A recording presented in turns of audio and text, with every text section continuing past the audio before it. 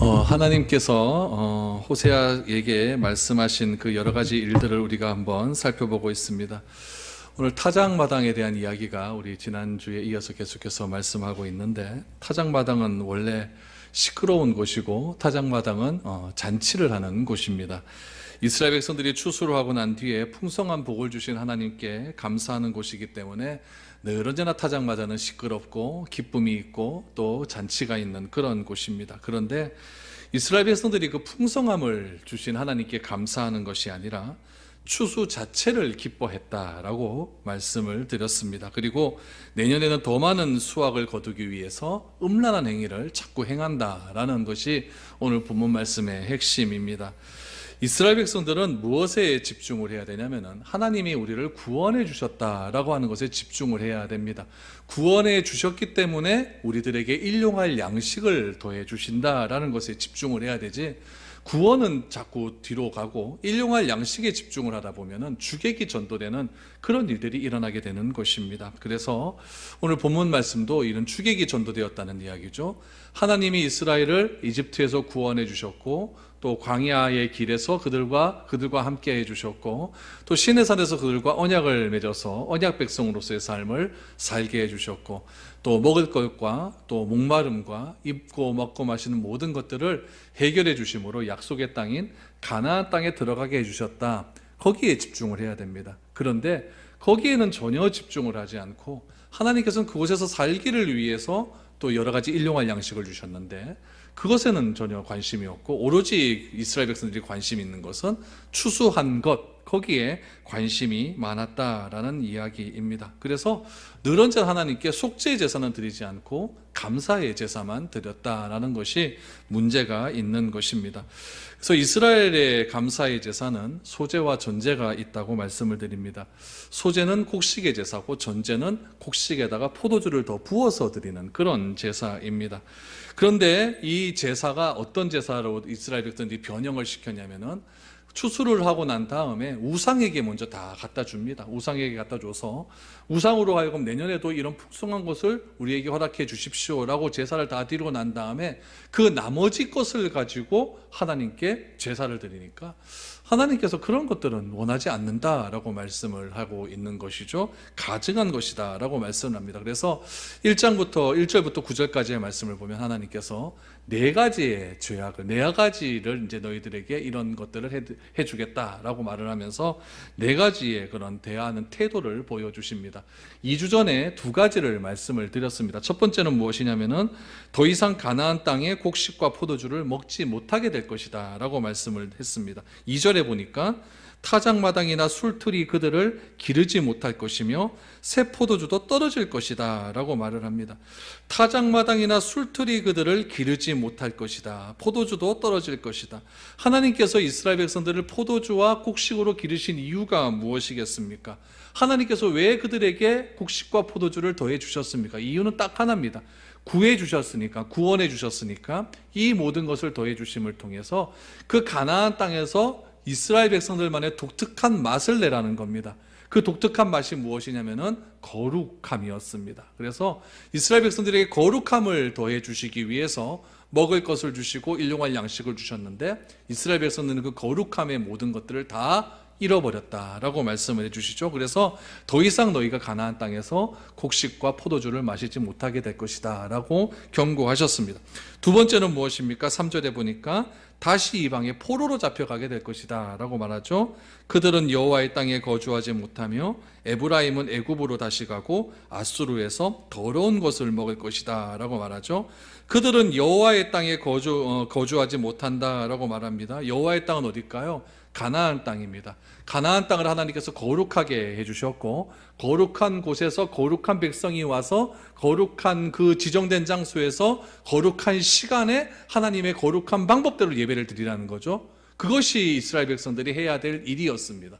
그런데 그런 거룩한 하나님의 방법은 다 제해버리고 자기 마음대로 행해버리니까 결국 에브라임은 애굽으로 가고 아수르에서 더러운 것을 먹는다라는 말은 무엇이냐면은, 이 애굽으로 갔다라는 것은 지리적인 애굽이 아니라 애굽에서 뭐 했죠? 노예 생활했잖아요. 그렇죠? 그러니까 다시 노예의 삶을 살게 될 것이다 라는 이야기죠. 자유가 없어진 삶, 다시 말하면은 오로지 먹고 살기 위해서만 노동을 하는 그런 삶, 안식을 누리지 못하는 그런 삶, 아주 노동이 비참해지게 되는 거죠. 그런 삶을 살게 될 것인데, 그런 삶이 어디에서 이루어지느냐? 아수르에게서 이루어진다. 그래서 이스라엘 백성들이 BC 755년에 아수르로 다 잡혀가서 그렇게 비참한 생활을 하게 된다라고 이야기를 하게 되는 것입니다. 아수르에서 뭘 먹습니까? 더러운 것을 먹는다라죠. 레위기 11장 말씀에 보면은 거룩한 하나님의 백성은 먹어야 될 것과 먹지 말아야 될 것을 철저하게 구분시켜 놓았습니다. 그런데 아수르 땅 이방인의 백성들은, 이방인 나라에서는 그런 구별이 없으니까 결국 먹고 살기 위해서 그곳에서 하나님이 먹지 말라고 하는 그런 음식도 어쩔 수 없이 먹어야 된다는 이야기죠. 그래서 거룩함에 대한 모든 것들이 다 사라져버리는 그런 일들이 일어나게 된다라는 이야기입니다. 오늘은 우리 세 번째, 네 번째 말씀을 통하여서 타작마당에서 오로지 먹고 사는 문제에만 관심이 있는 그런 이스라엘 백성들에게 하나님께서 어떤 징벌을 내리시는가, 우리 세 번째, 네 번째 말씀을 한번 보시기 바랍니다. 세 번째 보죠. 4절에서 5절 말씀입니다. 그들은 여호와께 포도주를 부어드리지 못하며 여호와께서 기뻐하시는 바도 되지 못할 것이라. 그들의 재물은 애곡하는 자의 떡과 같아서 그것을 먹는 자는 더러워지나니 그들의 떡은 자기의 먹기에만 소용될 뿐이라. 여호와의 집에 드릴 것이 아님이니라. 너희는 명절날과 여호와의 절기의 날에 무엇을 하겠느냐라고 말하죠. 무슨 말입니까? 그들이 드리는 제사를 더 이상 받지 않겠다라는 이야기입니다. 이스라엘 백성들이 하나님께 예배를 드립니다. 예배를 드릴 때에 먼저 이들은 어떻게 예배를 드렸냐면은 먼저 바알에게 충분히 감사의 뜻을 표하고 난 다음에 가지고 오는 것이었습니다. 그러니 하나님께서 오늘 본문 말씀 속에서도 그들이 가져오는 이 제물, 포도주를 뭐라고 표현하냐면은 썩은 포도주다라고 표현을 합니다.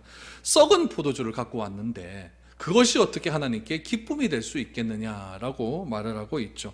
하나님께 드릴 마땅한 전제가 어떻게 되겠느냐라고 말을 하는 것입니다. 그래서 그 더러운 것들은, 더러운 썩은 것들은 집에서나 너희들이 먹지 이것을 성전까지 왜 갖고 오느냐라고 말씀합니다. 무슨 말입니까? 안 받겠다는 이야기입니다. 특별히 이 전제라고 하는 것이 굉장히 중요한 의미를 가지고 있습니다. 전제는 무엇이냐면은 백성들이 가지고 오는 제물 위에 포도주를 더 붓는 겁니다. 포도주를 붓는다라고 하는 것은 더 드리겠다는 이야기죠. 우리의 마음과 정성을 더해 드리겠다라고 하는 건데, 지금 이스라엘 백성들이 전제를 드리는데 이것이 결국 어떻게 되냐면은 바알에게 바친 그 제물에다가 포도주를 더 부어 마시니까, 부어 드리니까 이것은 내가 더 드리는 헌신도 될 수 있는 것이 전혀 아닙니다. 가증한 물건이죠. 그렇기 때문에 하나님께서 이런 것들은 필요 없다라고 말씀을 하고 있는 것이죠. 결국 이스라엘 백성들이 우상에게 바친 후에 그 제물을 다시 하나님께 바치는 이런 제사는 굉장히 형식적이었죠. 왜 그렇습니까? 모든 감사는 일단 누구에게 다 들어가요? 바알에게 다 들어갔잖아요. 바알은 천둥의 신이고 바알은 비의 신이고 바알과 함께 사는 아세라는 풍요의 신이니까 비를 잘 내려주고 풍요로운 추수를 하기에 대한 이 바알과 아세라에게 자신의 모든 감사를 다 드리는 겁니다. 다 드리고 나서 가만히 있다 보니까 예전부터 해왔던 게 있는 거예요. 그게 뭡니까? 하나님께 드려야 될 제사가 있잖아요. 그 제사를 어떻게 드립니까? 바알과 아세라에게 드릴 제물 다 바쳐버렸으니까, 자기들이 더 이상 드릴 게 없으니까 그냥 바알과 아세라에게 바쳤던 그것을 가지고 와서 다시 하나님께 드리게 되었다라는 거죠. 그러다 보니까 제물도 더럽고 또 제물을 드리는 그 백성들의 마음도 더러워졌다라는 이야기죠.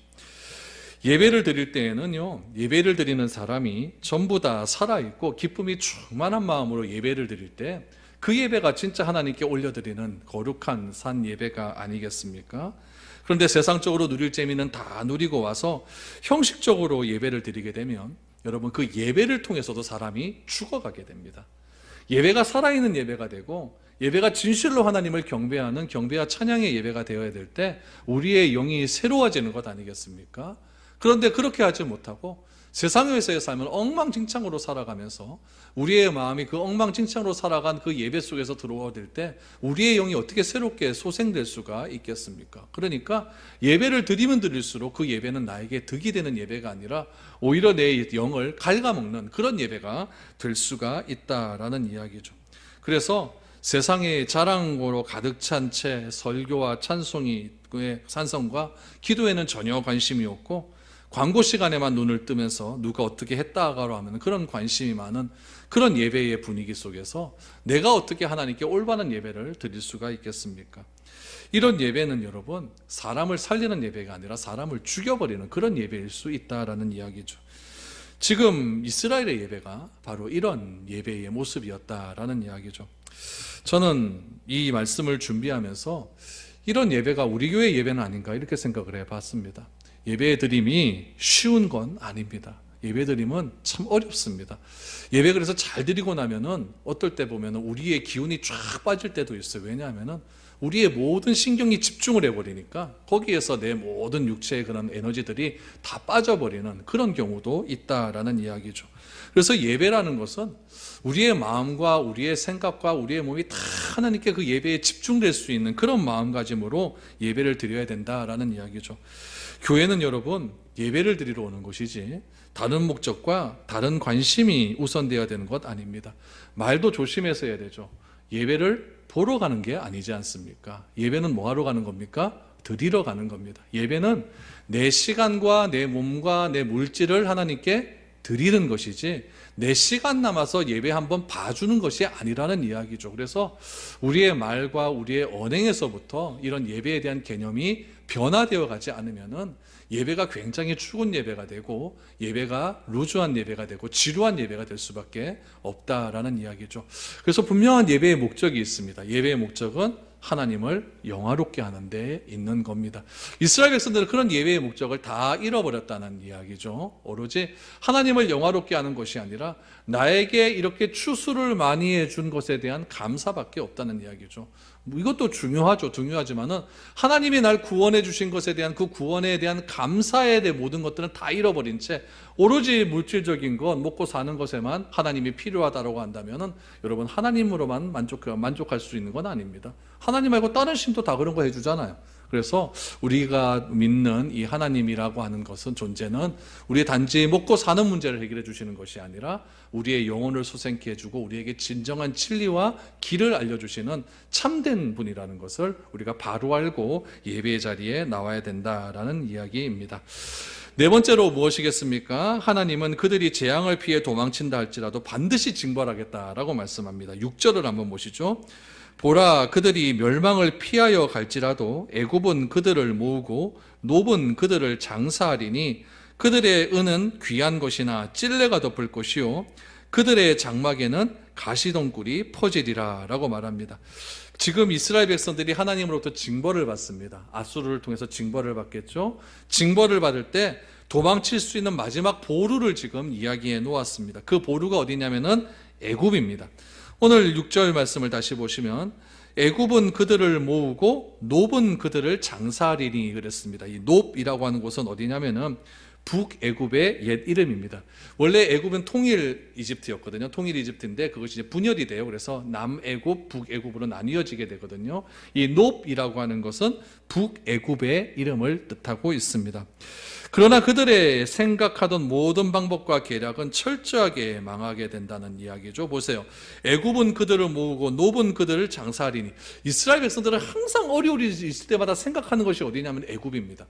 이집트에서 벗어나지를 못합니다. 그래서 이집트가 옛날에 이스라엘 백성들을 430년 동안 이렇게 노예시켜둔 그런 국가 아닙니까? 그래서 그런 것들 때문인지 항상 이스라엘 백성들은 애굽을 그렇게 의지하려고 해요. 그래서 아수르가 쳐들어오니까 지금 누구에게 의지를 합니까? 또 애굽에게 의지를 하지 않습니까? 이것이 정치적으로 굉장히 미묘한 관계에 있었어요. 하나님은 아수르도 의지하지 말고 애굽도 의지하지 말라고 합니다. 그런데 이스라엘의 왕은 어떠했냐면은 그 당시의 정세 자체가 아수르가 굉장히 강할 때였거든요. 그러다 보니까 자꾸 아수르를 의지하게 되는 거죠. 그렇게 의지하다가 아수르가 이스라엘에게 더 많은 조공을 요구하게 됩니다.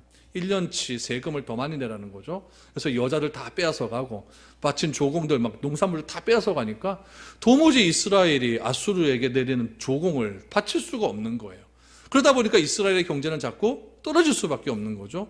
그러면서 생각하는 것이 무엇이냐면 애굽이 우리를 도와주면 우리가 이 아수르의 이 권한에서 이 테두리에서 살아날 수 있겠다는 생각을 하는 겁니다. 그래서 겉으로는 정치적인 외교적으로는 아수르를 의지합니다. 아수르를 의지하면서 속으로는 누구하고 손을 잡냐면 애굽과 손을 잡습니다. 애굽과 손을 잡을 때 무슨 말을 하겠습니까? 아수르가 쳐들어오면은 애굽 너네들이 우리 도와줘야 된다. 이런 밀실 계약을 하지 않았겠습니까? 그래서 이스라엘은 이 애굽의 말을 철떡같이 믿고 애굽과 이제 아수르는 끝이야. 애굽과 수교를 하게 되는 거죠. 그러니까 아수르가 가만히 있겠습니까? 아수르가 쳐들어 내려오는 거예요. 너희들 그런 게 어디 있노? 쳐들어 내려와 버렸어요. 내려오니까 북이스라엘을 믿는 게 누가 있어요? 애굽을 믿겠죠? 애굽 좀 도와도, 그러니까 도와줍니까? 안 도와줍니까? 안 도와주는 거예요. 그래서 이스라엘이 멸망을 당하게 되는 거죠. 오늘 그 얘기입니다. 애굽은 그들을 모으고 노브는 그들을 장사. 애굽을 아무리 의지한다 해도 이스라엘 백성들, 애굽은 너희를 도와주지 않겠다라고 이렇게 말을 하고 있는 것이죠. 이 모든 이유가 어디에 있겠습니까? 이스라엘의 독특한 맛이 없어지면 그렇다는 거예요. 이스라엘의 맛이 무엇입니까? 오늘 본문의 말씀에 보면 그것이 포도의 맛이고 곡식의 맛이다라고 했는데, 그 포도의 맛과 곡식의 맛이 결국 그 구약 성경에 보니까 거룩함으로 나타났다라는 거죠. 이스라엘 백성들은 거룩한 존재라는 이야기예요. 거룩이 살아있어야 돼요. 거룩이라고 하는 것은 죄와 구별되었다라는 의미거든요. 그 거룩함이 사라져야 되는데 이방 민족과 똑같은 생활을 하면서 그렇게 하나님의 백성으로 살려고 하니까 뭔가 좀 이상한 거죠. 뭔가 이상하고 뭔가 포인트가 맞지 않는 거예요. 그러다 보니까 자꾸 세상으로 빠져나가려고 하는 그런 마음이 있게 되는 겁니다. 그래서 이스라엘 백성들이 하나님이 주신 구원보다 가나안에서 얻는 포도주와 곡식에 더 많은 마음을 빼앗기고 그들에게 주신 믿음을 잃어버리며 세상 사람들과 똑같이 되어버리게 된다라는 거죠. 그래서 하나님은 어떻게 해서든지 그들을 파내어서 돼지우리 같은 아수르에 던져버리겠다라고 말씀을 하시는 겁니다. 여러분 보세요. 이 모든 말씀이 어디서 하신 말씀이라고요? 타작마당에서 하신 말씀. 타작마당. 타작마당은 기쁨의 마당 아닙니까? 즐거움의 마당 아닙니까? 잔치하는 터에서 지금 호세아가 나타나가지고 뭐라고 이야기하면 너희들 좀 있으면 망할 거야. 너희들 아무리 힘을 써도 너희는 결국에는 망할 거야. 이렇게 해버리니까 그 잔치하는 분위기가 어떻게 되겠습니까? 기분 팍 죽어버리는 것 아니겠습니까? 이런 일이 일어나게 되는 것이죠.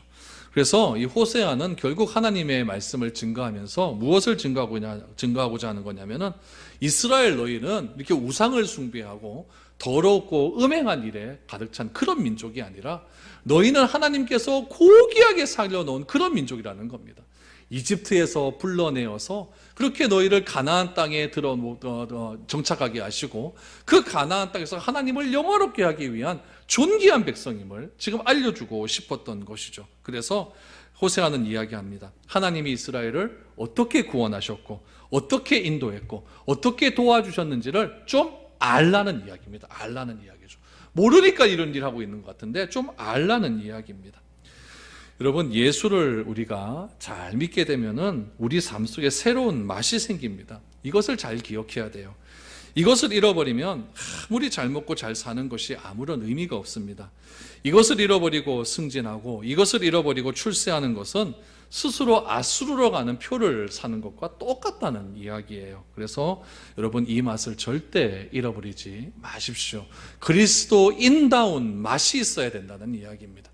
그 맛이 사라지게 되면은 아무것도 아니라는 이야기죠. 그래서 결국 7절 말씀을 보십시오.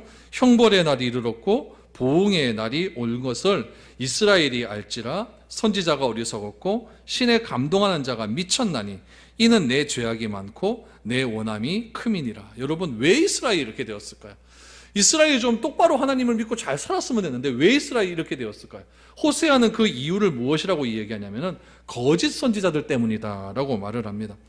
호세아 선지자가 지금 이스라엘 백성들이 어떤 상태에 있다고 말을 하냐면은 여러분 7절을 다시 보시면은 형벌의 날이 이르렀고 보응의 날이 온 것을 이스라엘이 알지라라고 말을 하고 있습니다.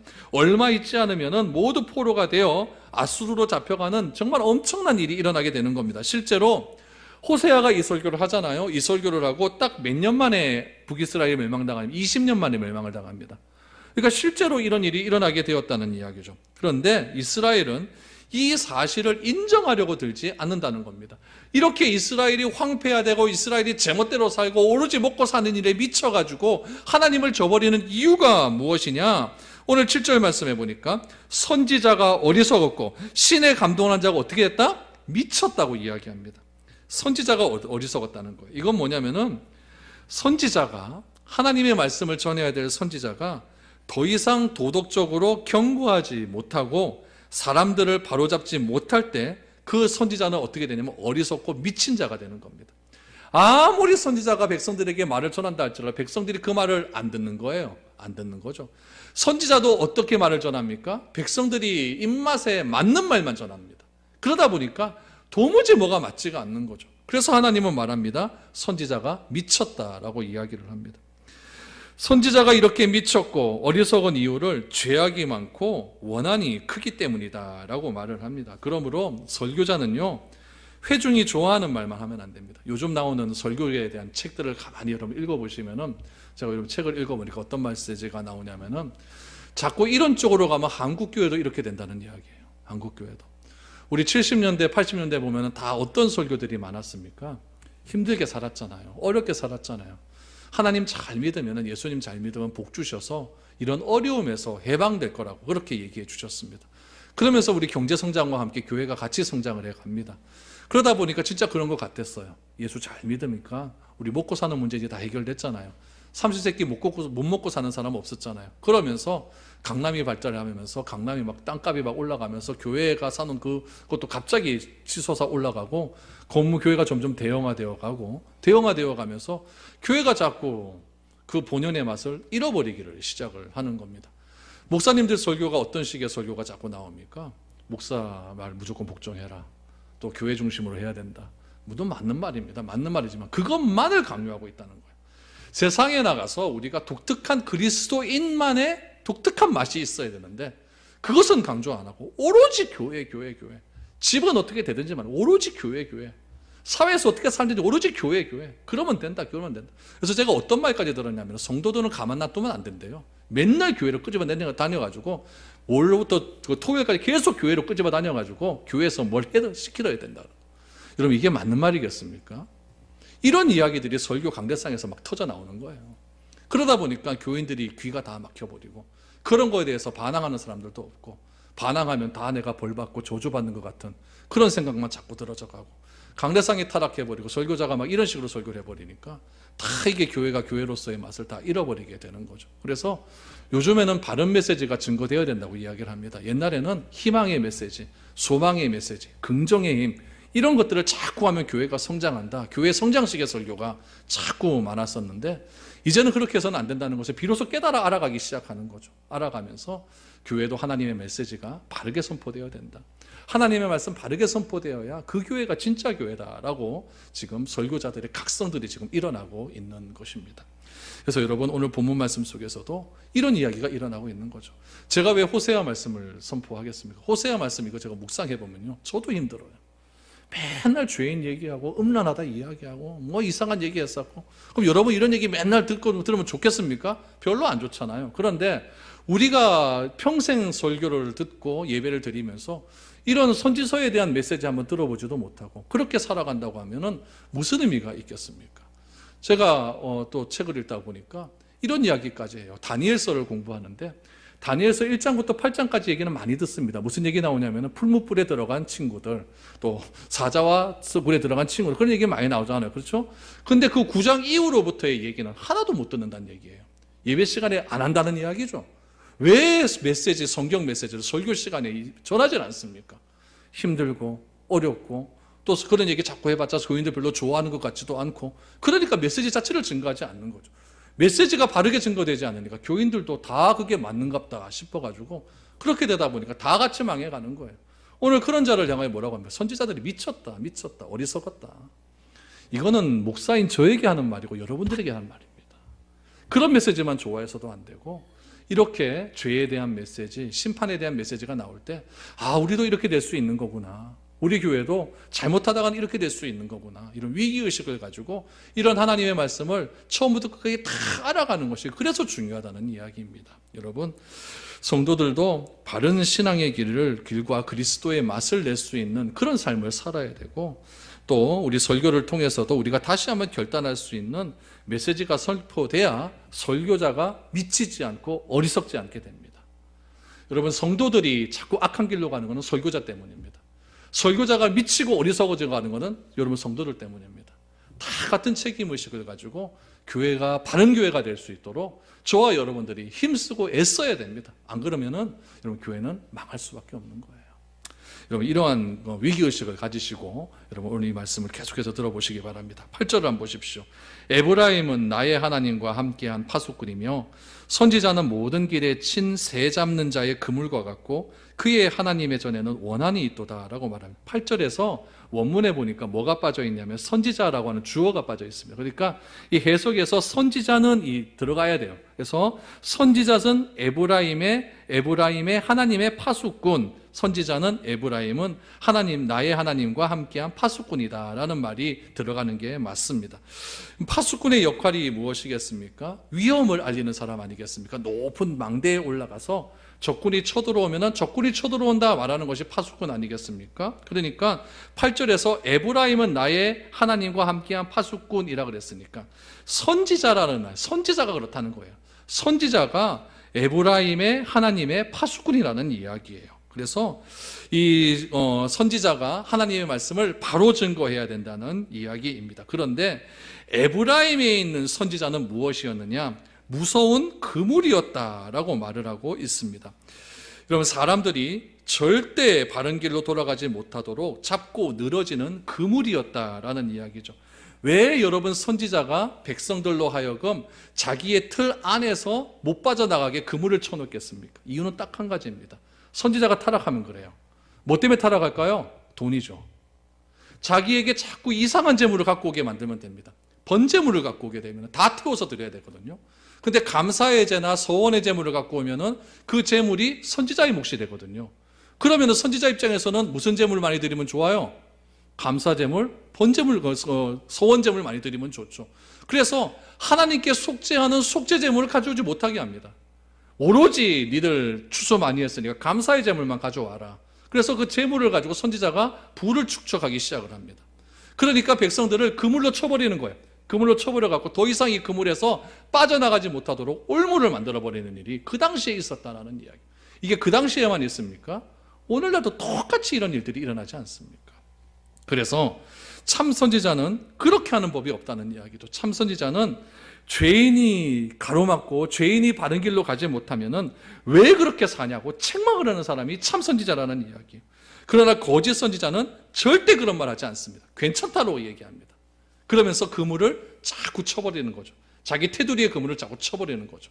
이렇게 쳐버리면서 한 이스라엘 공동체를 완전히 멸망의 길로 망하는 그런 일들을 벌어지게 된다라는 이야기죠. 그래서 호세아가 이런 선지자가 외치는 거짓된 메시지, 자기 그물 테두리 안에서 도무지 사람들을 꼼짝도 못하게 하는 이런 상황을 무엇이라고 이야기하냐면은 사사시대에 기브아 시대 사람들과 똑같다라고 이야기합니다. 9절을 보십시오. 그들은 기브아의 시대와 같이 심히 부패한지라 여호와께서 그 악을 기억하시고 그 죄를 벌하시니라 라고 말합니다.